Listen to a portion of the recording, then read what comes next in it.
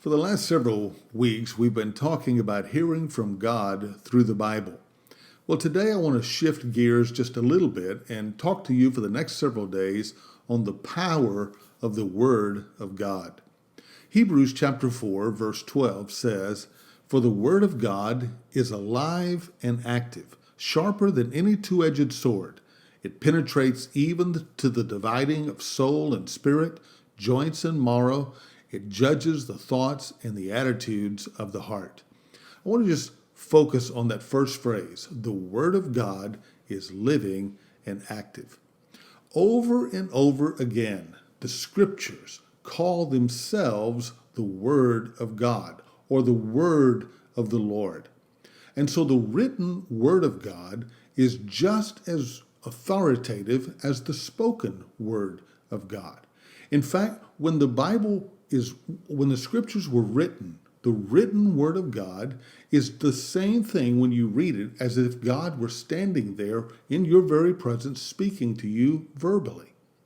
And so the written Word of God is just as powerful as the spoken Word of God. The written Word of God is just as authoritative. It is just as true as the spoken words of God. God's spoken word is immeasurably powerful. For example, on the fourth day of creation, when God said, "Let there be a greater light to rule the day and a lesser light to rule the night," and he says, "And let there be stars," and it just happened. I mean, now that's power. This incomprehensible universe just came into being through his spoken word. When Jesus came into this world, with his spoken word, Jesus calmed the sea. With his spoken word, the demons fled. With his spoken word, the sick were healed. With his spoken word, the dead were raised.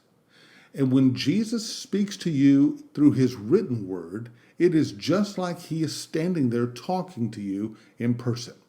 And so every time you read the Bible, you are hearing the very voice of God.